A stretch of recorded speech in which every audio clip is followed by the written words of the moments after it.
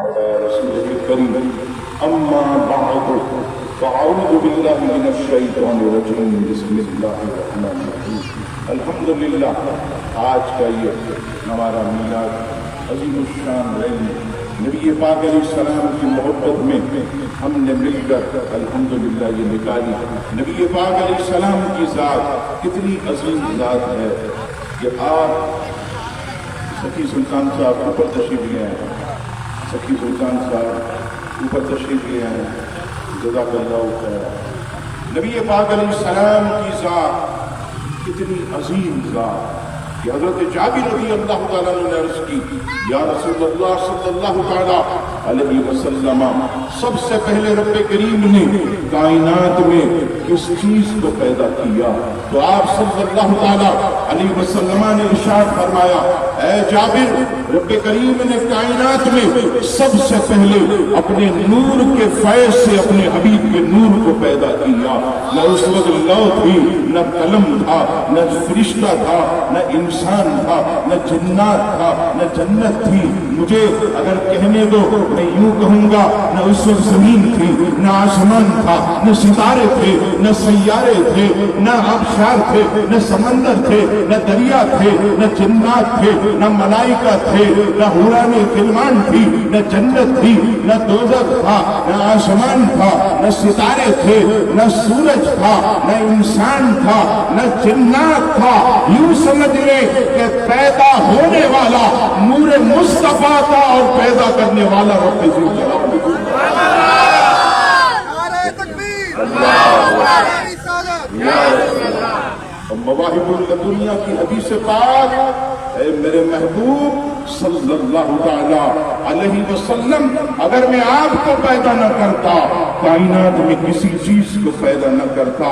کیا مطلب کہ چاند میں چاندنی مصطفیٰ کے لیے، سورج میں روشنی مصطفیٰ کے لیے، ستاروں میں چمک مصطفیٰ کے لیے، سمندر میں طغیانی مصطفیٰ کے لیے، دریا میں روانی مصطفیٰ کے لیے، آبشار میں نغمات مصطفیٰ کے لیے، یہ پہاڑوں کا یہ صحراؤں کا حسین منظر مصطفیٰ کے لیے. سمندر کو دیکھیے اندر کیسی کیسی مچھلیاں، دریا کے اندر حسین و جمیل، یہ سب مصطفیٰ کے لیے. عزیزان گرامی آخر دل کہتا ہے یہ سب کائنات میں رانائی کس کے لیے؟ تو مولانا حسن رضا اس کو یوں بیان کرتے نہ کیوں آرائشیں کرتا خدا دنیا کے سانہ میں تجھے دولہا بنا کر بیچنا تھا بچ میں سب تیرے لیے. عزیزان گرامی اللہ اکبر. حضور تاج الشریعہ فرماتے ہیں رب کریم نے فرمایا اے محبوب ہم نے سورج بنایا تیری خاطر، ہم نے ستارے بنائے تیری خاطر، چاند پیدا کیا تیری خاطر، سمندر تیری خاطر، دریا تیری خاطر، زمین تیری خاطر، آسمان تیری خاطر، فرشتے تیری خاطر، جنات تیری خاطر، انسان تیری خاطر، حوران بہی تیری خاطر، جنت بنائی تیری خاطر. محبوب ہر چیز جو ہے وہ میں نے تیری خاطر پیدا کی اور اپنی خاطر محبوب تجھے پیدا کیا. اب دیکھیے کیسی محبت نبی پاک علیہ السلام سے رب کریم فرماتا ہے الحمدللہ. آج آواز آتی ہے مولانا صاحب یہ میلاد یہ 50 سال ہوئے یہ شروع ہوا، یہ امام احمد رضا خان نے شروع کیا، یہ ہری پگڑی والوں نے شروع کیا، یہ مولانا الیاس قاضی صاحب نے شروع کیا. ارے تھوڑا سا اپنا علم جو ہے تم وسیع کرو، تمہیں پتہ چلے گا. تم جاؤ 4ویں صدی میں بیان میلاد النبی امام ابن جوزی کی کتاب. امام ابن جوزی اپنے دور کے بہت بڑے محدث، بہت بڑے آپ اکابر علماء میں سے آپ فرماتے کہ 4ویں صدی میں جب ربیع الاول مہینے کا چاند نظر آتا پورے بلاد عرب میں، مکے میں، مدینے میں، شام میں، یمن میں، ہر جگہ جو ہے مسلمانوں کے چہرے خوشی سے کھل اٹھتے تھے. سارے بلاد عرب میں، مکے میں، مدینے میں، شام میں، مصر میں، یمن میں ربیع الاول کا چاند نظر آتے ہی حضور کے میلاد کی محفل سجنا شروع ہو جاتی تھی. گلی گلی حضور کی میلاد ہوتی تھی.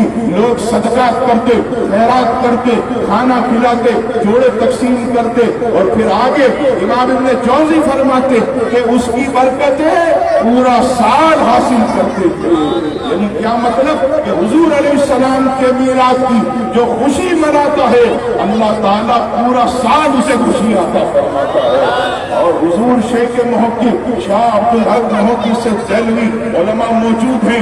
حدیث کی جو لڑی ہے یہ بڑے صغیر پاک و ہند میں دو محققین سے آتی ہے، ایک شاہ عبدالحق محقق سے دہلوی اور دوسرے جو ہے حضرت سراج الہند حضرت شاہ عبدالعزیز محدث سے دہلوی۔ اور آپ کو یہاں خوشی کی بات بتاؤ، دونوں کے دونوں محدث میلاد منانے والے، دونوں میلاد منانے والے۔ شاہ عبدالحق محدث سے دہلوی کو دیکھیے، ما ثبت من السنہ فارسی میں کتاب لکھی، آپ فرماتے ہیں کہ جس مقام پر حضور کا میلاد منایا جاتا رب کریم پورا سال وہاں پر امن و سلامتی قائم فرماتا۔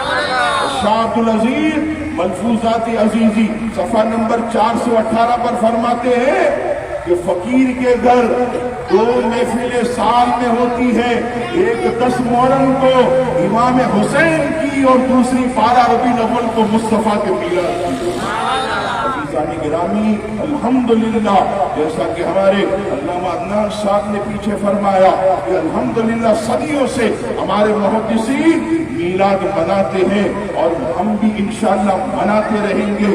یہاں پر جو ہے ایک پیغام میں آپ کو دوں گا، 1500 سالہ جشن ولادت ہے۔ آپ جانتے ہیں کہ جب کسی کے یہاں خوشی آئے ہم تحفہ لے کر جاتے ہیں اور یہ ارادہ کرتے ہیں، دل میں خواہش ہوتی ہے یہ میرا دوست خوش ہو جائے، اس سے محبت کرنے والا راضی ہو جائے، بہترین تحفہ وہ لے کر جاتے۔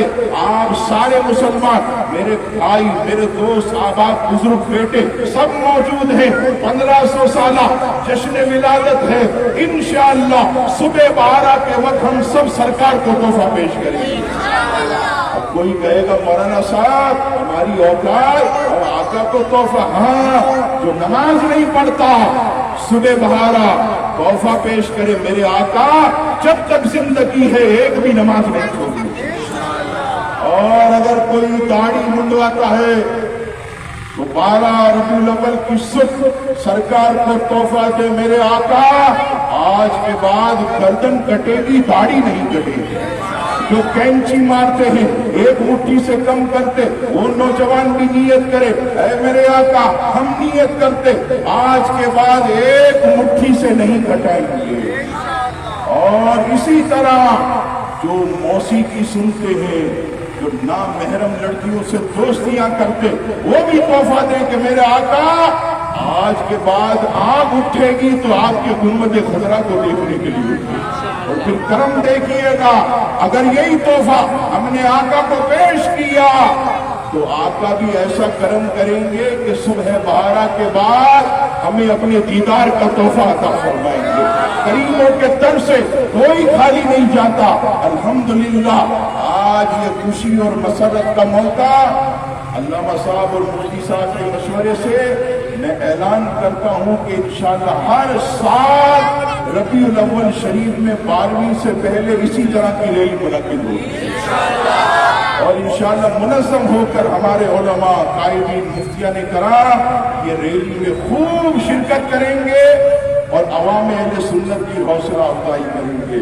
میں تمام حضرات کا، ہمارے مفتی سجاد صاحب، علامہ عدنان صاحب، ہمارے سچو بھائی اور ہمارے علامہ آصف صاحب، علامہ معظم صاحب اور دعوت اسلامی کی جتنے اراکین اور اس کے ساتھ ہمارے محترم عامر صاحب سنی تحریک کے زبردست رہنما، بڑی کوشش کی، اپنی گاڑی لا، رب کریم سب کو اجر عظیم عطا فرمائے، سب پر خاص کرم فرمائے، سب پر اپنا فضل فرمائے اور سب پر جو ہے اللہ تعالیٰ اپنی رحمتوں کا نزول فرمائے اور نبی پاک صلی اللہ تعالیٰ علیہ وسلم سے خالی محبت نہیں، سچی محبت عطا فرمائے، ایسی محبت کہ مرتے دم تک محبوب علیہ السلام کی سنتوں پر عمل کرتے رہے، اجتماعات میں جاتے رہے، مدنی قافلوں میں شرکت کرتے رہے اور جس قدر ہو سکے سنتوں کی خدمت کریں اور مسلمانوں کے عقیدے کو بچاتے رہے۔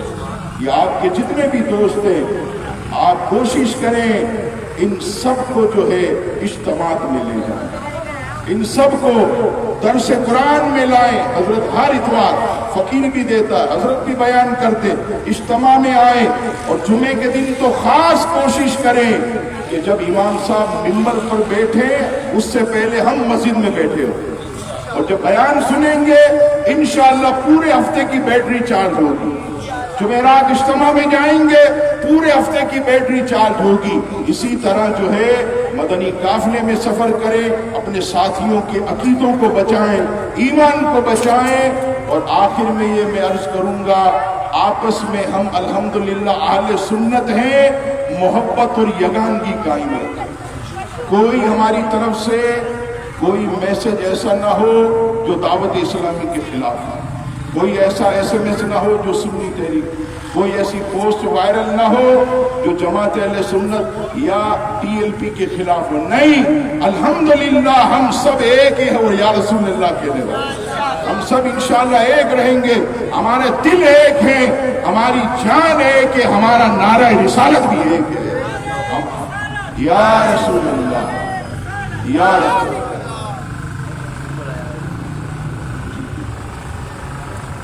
انشاءاللہ تعالی عن قریب اللہ کی رحمت سے ہمارے سلطان سکی سلطان صاحب تشریف لائے، ان کا شکریہ بھی ادا کروں گا، ان کی موجودگی میں دعا کروں گا مولا جلد ہماری یہ مسجد کھلے اور یا رسول اللہ کے نعروں سے گونج جائے، حضور کے غلام یہاں بھی بھرپور دین کا کام کرے، مسجد کو آباد کرے، اور جو چشتیہ حضور خواجہ صاحب کی نسبت سے نام ہے، اللہ تعالی انشاءاللہ رب کریم کے کرم سے رجب میں ہم عظیم الشان یہاں پر عرس منائیں گے، غریب نواز کا عرس ہوگا، اور حقیقت میں اس چشتیہ مسجد کو غریب نواز کے فیضان سے مالا مال ہوں گے انشاءاللہ تعالی۔ یہ الحمدللہ ہماری دعا ہے۔ میں پھر سب کا شکریہ ادا کروں گا، آپ تمام حضرات کا اپنے اپنے طور پہ آپ آئے، رب کریم سب کو اجر عظیم عطا فرمائے، آمین۔ وما علینا الا البلاغ۔